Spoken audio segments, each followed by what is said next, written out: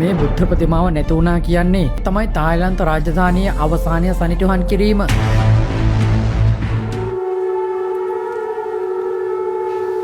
ඔයාලා දන්නවද මේ තමයි තායිලන්ත ජනතාවගේ මුදුන් මංකඩ වැනි අතිඋතුම් බුද්ධ ප්‍රතිමා වහන්සේ. ශ්‍රී ලාංකික බෞද්ධයන් වන අපිට අතිඋතුම් දළදා වහන්සේ වගේ තායිලන්තයේ බෞද්ධ ජනතාවට අති සුවිශේෂී පූජනීය වස්තුව තමයි එමරල්ඩ් බුද්දා කියන්නේ. ඉතින් මේ අති පූජනීය වස්තුව ස්පර්ශ කිරීමට ලෝකේ එකම එක පුද්ගලයාටයි අවසර තියෙන්නේ. ඒ තමයි මේ තායිලන්ත රාජධානියට රජකම් කරන මහ රජතුමා. ඉතින් මේ අවස්ථාව වෙනකොට තායිලන්ත රාජධානියේ රජතුමා තමයි චක්‍රී රජපෙළපතේ දහවන රාමා රජතුමා. ඉතින් මේ වීඩියෝ එකෙන් අද ඔයාලට මම අරන් එන්නේ මේ තායිලන්ත රජතුමා විසින් වාර්ෂිකව සිදු කරන සාම්ප්‍රදායික රාජ්‍ය උත්සවයක් ගැන.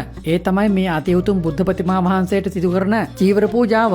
ඒකත් ඉතින් එසේ මෙසේ චීවරයක් නෙවෙයි. රන් රිදී මුතුමැණික් වලින් තමයි මේ චීවරය සහ ඔටුන නිම කරලා තියෙන්නේ.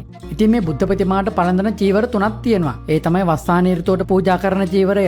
දෙවෙනි චීවරය ග්‍රීෂ්ම ඍතුවට තමයි පූජා කරන්නේ. ඉතින් සීත ඍතුවටත් බොහොම අලංකාර චීවරයක් තියෙනවා අර විදිහටම. සාමාන්‍යයෙන් මේ චීවරය හැඩේ දකිනකොට අපිට තේරුම් ගන්න පුළුවන් මොන ඍතුවටද මේ චීවරය සකස් කරලා තියෙන්නේ කියලා. ඉතින් මේ කටයුත්තෙන් තවත් දෙයක් ඇඟ වෙනවනේ. ඒ තමයි ඊළඟ ඍතුව පටන් ගත්තා කියලා සංකේතාත්මකව රටවැසියාට දැනුම් දීම. ඉතින් ඒ ඍතු පටන් ගන්න දවස්වලට රාජ්‍ය රජතුමා මෙතෙන්ට සැපත් වෙනවා. ඒ දවසට ඉතින් සාමාන්‍ය ජනතාව කොහොම හරි මේ උත්සවයට සහභාගී වෙන්න තමයි බලන්නේ. ඒ අයියේ කියලා මං අන්තිමට පෙන්නන්නම්. රාජභටයන් පිරිවරාගෙන ওই විදිහට රජතුමා සැපත් වෙනවා ග්‍රෑන්ඩ් පැලස් එකේ මේ විහාරයට. තායිලන්තේ ඇවිදින්න ආපු කට්ටිය නම් මෙතෙන්ට ඇවිල්ලා ඉතින් නේද? ඉතින් මේ පුණ්‍ය කටයුතු අවස්ථාවට භික්ෂූන් වහන්සේලා නම් සහභාගී වෙන්නේ නැහැ. ඒක සිදු කරන්නේ රාජ්‍ය උත්සව අවස්ථාවලට සහභාගී වෙන බ්‍රාහ්මණයෝ. ওই පිටිපස්සෙන් හග්ගෙඩි පිමින්නේ. ඉතින් රජතුමා බුද්ධ ප්‍රතිමාව වැඩ ඉන්න සිංහාසනයට නගිනවා පිටිපස්සෙන්. මුලින්ම මල් පූජා කරලා බුද්ධ ප්‍රතිමාවේ ඔටුන්න ඉවත් කරනවා. ඊට පස්සේ සුවඳ පැන් වලින් බුද්ධ ප්‍රතිමාව දෝවනය කරනවා. ඉන්පස්සේ පිරිසිදු රෙදි කඩකින් සම්පූර්ණ පැන් ටික පිහදානවා.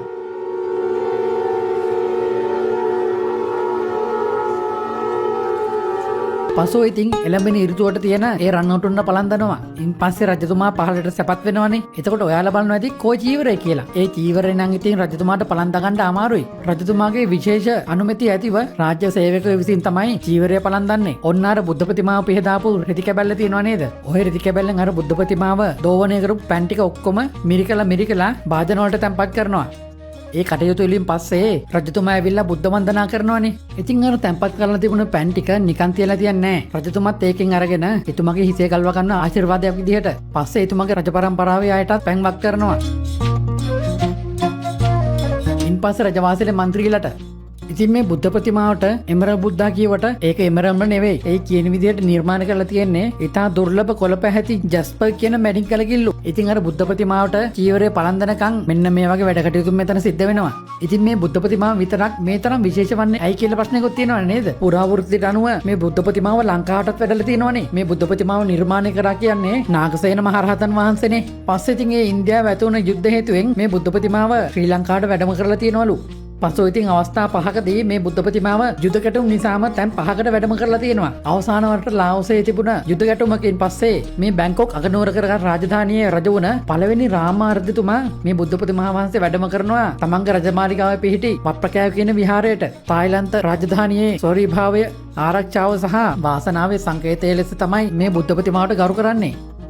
සම්පූර්ණ සිවුර පැලැන්දුවට පස්සේ රජතුමා විහාරයෙන් පිට වෙනවා. ඔන්න ඔය වෙලාව වෙනකන් තමයි මිනිස්සු බලාගෙන ඉන්නේ මේ. රජතුමාත් ඉතින් තමන්ගේ රටවැසියන් අමතක කරන්නේ නැහැ කොහොමත්. ඉතින් අර අතිඋතුම් බුද්ධ ප්‍රතිමා වහන්සේ දෝවනය කරු පැන් වලින් කොටසක් ඒ පැමිණ සිටින හැමෝටම ඉහිනවනේ. තම රාජ්‍ය රජතුමාගේ අතින්ම පැන් ටිකක් තමන්ට ලැබෙනවා කියන්නේ මොනතරම් භාග්‍යයක්ද නේද? මෙච්චර කාලයක් ඔයාලා ග්‍රෑන්ඩ් පැලස් එකට ආවා මේ දේවල් දැනගෙන හිටියේ නෑ නේද? ඔයාලා මීට කලින් දැනගත්තද නැද්ද කියලා මට කමෙන්ට් එකක් දාගෙන යන්නකෝ. මේ වගේ තවත් ලස්සන වීඩියෝ බලන්න ඕන නම් මට පොඩි සපෝට් එකක් විදියට පේජ් එක ෆලෝ කරගෙනම යන්න. ඔයාලා ඉතින් මේවා තනියෙන් බලන්න එපා. අනිත් අයට මේ දේවල් දැක බලා ගන්න ඉක්මනට ෂෙයා කරන්න.